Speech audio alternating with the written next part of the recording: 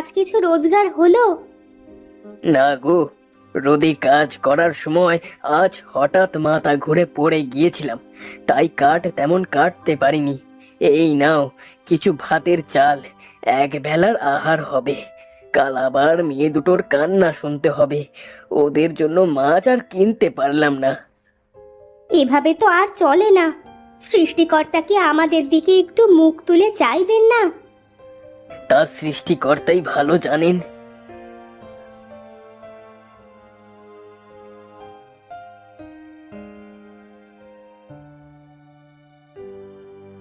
শুকনো মরিচ পোড়া দিয়ে খেতে দেবে না? হ্যাঁ রে, তোর বাবার শরীরের অবস্থা তো জানিস। অসুস্থ শরীরে খুব বেশি কাট কাটতে পারে না মানুষটা। তোরা একটু কষ্ট করে এগুলো দিয়েই ভাত খেয়ে নে মা। টাকা হলে তোর বাবা দেখিস আজকে রাতেই মাছ নিয়ে বাড়ি আসবে। হ্যাঁ মা, আজ একটু কষ্ট করে খেয়ে নাও। আজ আমি কাঠ কেটে একটা বড় মাছ নিয়ে আসবো তোমাদের জন্য। প্রতিদিনই তোমরা আমাকে এক গল্প শোনাও। খাও তোমরা মরিচ পোড়া দিয়ে ভাত, আমি খাবো না। এই বোন শোন, যাস নে। হায় রে, মেয়েটা না খেয়েই বেরিয়ে গেল। বাবা মা, তোমরা খাও, আমি দেখছি বোন কোথায় গেল।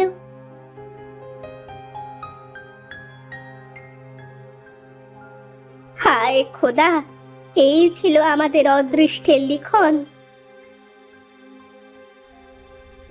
খাবারের সাথে রাগ করতে নেই বোন, বাড়ি চল।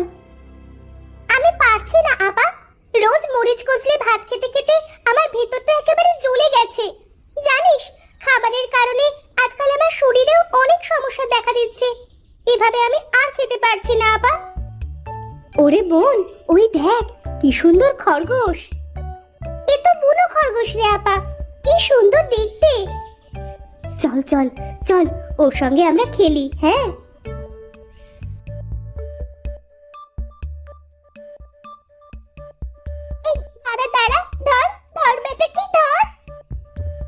আরে বেচারা খুব ভয় পেয়েছে, তাই আমি লাফিয়ে লাফিয়ে পালিয়ে গেল। ওদিকে দেখ আপা, গাছে কত পেয়ারা ধরেছে। তাই তো, চল আমরা পেয়ারা খেয়ে খিদে কমাই। ঠিক আছে আপা।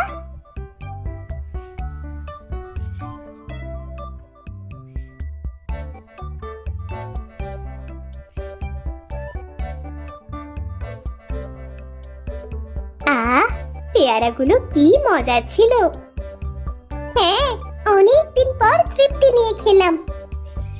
আজ রোদের তেজটাও বড্ড বেশি রে। আয় আমরা ওই গাছের ছায়ায় শুয়ে জিরিয়ে নিই, রোদ পড়লে চলে যাব।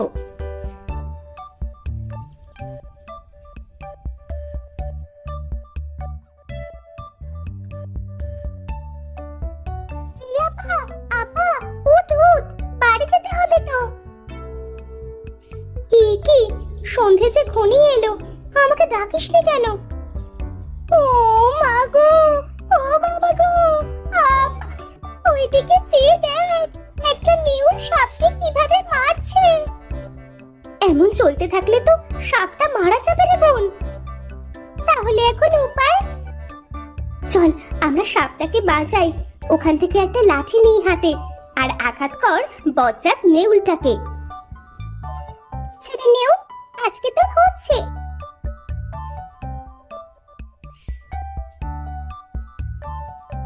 মারে মার, আরো জোরে। হেইয়ো, জীবন বাঁচাতে ভেগে গেল। ও মা গো, সাপটা তো আমাদের দিকে এগিয়ে আসছে, আর ওর মাথায় এত আলো জ্বলছে কেন? চল চল আমরা পালাই। আমি হলাম অর্পা আর ও তৃপ্তি। আমরা দুই বোন। আর তুমি তুমি কে? আমি হলাম নাগমঞ্চ। সবাই আমার দেখা পায় না। তোমাদের মন শিশুর মতো সরল, তাই তোমরা আমার দেখা পেলে। আমি তোমাদের কিছু উপহার দিতে চাই, আমার সাথে এসো।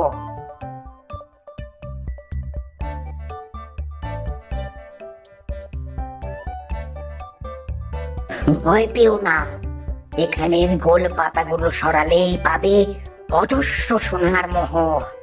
তোমাদের যতটা প্রয়োজন নিতে পারো। ওমা, এখানে তো অনেক মোহর আছে রে আপা। আমি এখান থেকে একটা মোহর নিয়ে যাচ্ছি নাগরাজ। আমার ছোট বোনটার মাছ খাওয়ার খুব ইচ্ছে। এই মোহর বিক্রি করে আমি ওর সেই ইচ্ছে পূরণ করব। হ্যাঁ নাগরাজ, তাছাড়া আমরা আর মোহর চাই না। তোমরা দুই বোন সত্যি খুব ভালো। আমি তোমাদের সততায় ভীষণ খুশি হলাম। এখন থেকে রোজ একটা করে মোহর তোমরা এখানে এসে নিয়ে যাবে। তবে খবরদার, আমার কথা ভুলেও কাউকে বলতে যাবে না। বিদায়।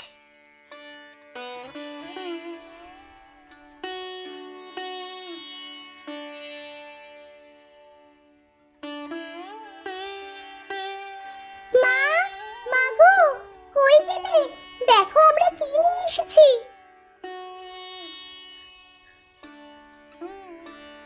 ও মা, এতগুলো মাছ কে দিল এসব তোদের? কে দেবে আবার? সকাল থেকে বাড়ি নেই, নিশ্চয়ই দুটিতে মিলে দূরের শীতলক্ষা নদীতে মাছ ধরতে গিয়েছিল। মারে, আর কখনো এমন করিস না। আমরা কত চিন্তায় ছিলাম জানিস। হয়েছে, এবার মাছগুলো নিয়ে কেটে রান্না করো। মেয়ে দুটো আমার সারাটা দিন না খেয়ে আছে। অর্পা মা, যা, তৃপ্তিকে নিয়ে হাত মুখ ধুয়ে ঘরে যা। আমি মাছগুলো কেটে ভাজি করে আনছি। আজ তোরা মাছ ভাজি দিয়ে ভাত খাবি। ঠিক আছে মা। তৃপ্তি, কলপাড়ে আয়।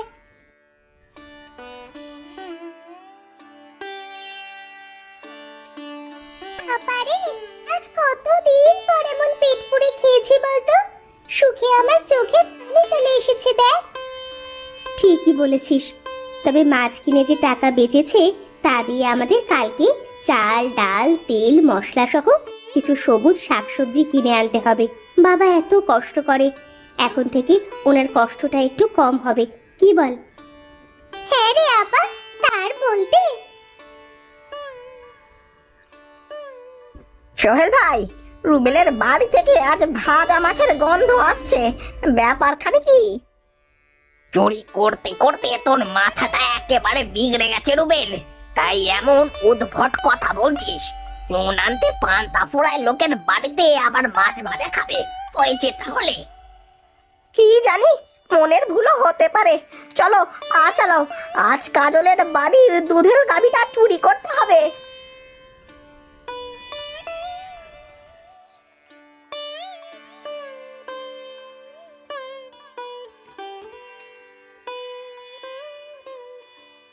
কি রে, ব্যাপারখানা কি বলতো? কালকে এনেছিস মাছ, আজকে এতগুলো বাজার। সত্যি করে বলতো, এত সব করার জন্য তোরা টাকা কোথায় পেলি? নিশ্চয়ই গতকাল একটু বেশি মাছ ধরেছিল, হয়তো সেগুলো বিক্রি করেই। তোরা আবার চুরি টুরি করছিস না তো কোথাও? খোদার কসম, চুরি করিনি মা, এগুলো আমাদেরই অর্জন। আচ্ছা, ঘরে যা, গরম ভাত রান্না করেছি, মাছ গরম করে খেতে দিচ্ছি তোদের। তুমিও হাত মুখ ধুয়ে খেতে আসো, অর্পার বাপ।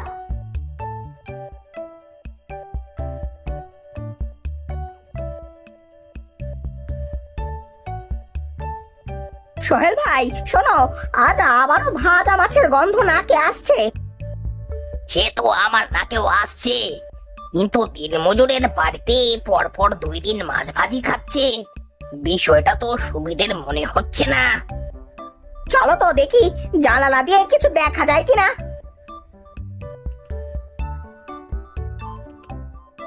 মা, ও মা, তোমার ছোট মেয়ে তো না খেয়ে ঘুমিয়ে যাচ্ছে। আর কতক্ষণ? এই তো মা, চলে এসেছি। তৃপ্তি, ওঠ মা, খেয়ে নে। ওরে বাবা রে, আজ তো মাছের ভাজি দিচ্ছে মেয়েদের বাসনে। নিশ্চয়ই এর পেছনে কোনো রহস্য আছে, আমাদের সেটা খুঁজে বের করতেই হবে। মা, কোথায় তুমি? আমরা গেলাম। সাবধানে যাস মা, আসার সময় মনে করে কয়টা পেয়ারা নিয়ে আসিস।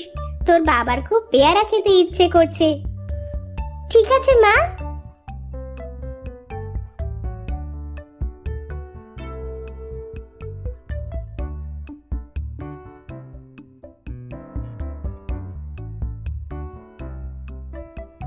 ওই দেখো সোহেল ভাই, দুই বোন যাচ্ছে। আজ দেখেই ছাড়বো ওরা কোন নদী থেকে এত মাছ ধরে। পিছু পিছু চল।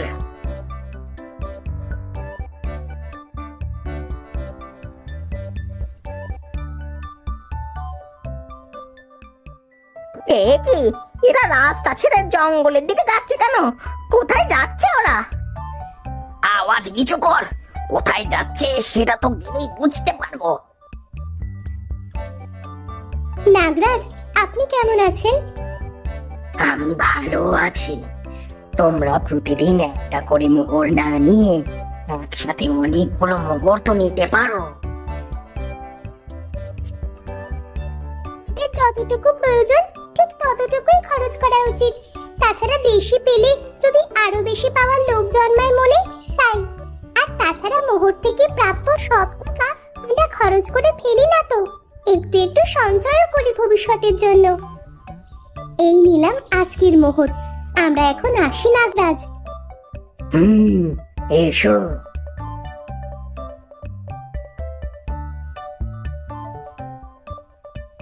ও, এই তাহলে আসল গল্প। ওরে রুবেল, আমাদের তো গুপ্তধন হাত ছানি দিয়ে ডাকছে। এখন শুরু হবে মহা ধামাকা। চুরি করবে? পাহারাদার যে একটা সাপ। আরে রাখ তোর সাপের গল্প, মেয়ে দুটো চলে গেছে, এক্ষুনি চল। সোহেল ভাই, যদি কামড় দিতে আসে?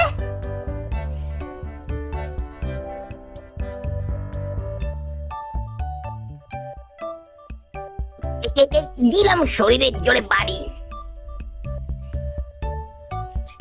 ও মা, মা, মা গো, মরে গেলাম।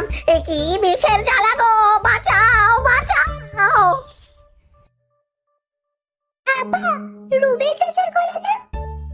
হ্যাঁ, কিন্তু আওয়াজটা তো গুপ্তধনের কাছ থেকে আসছে। চল তো দেখি কি হলো।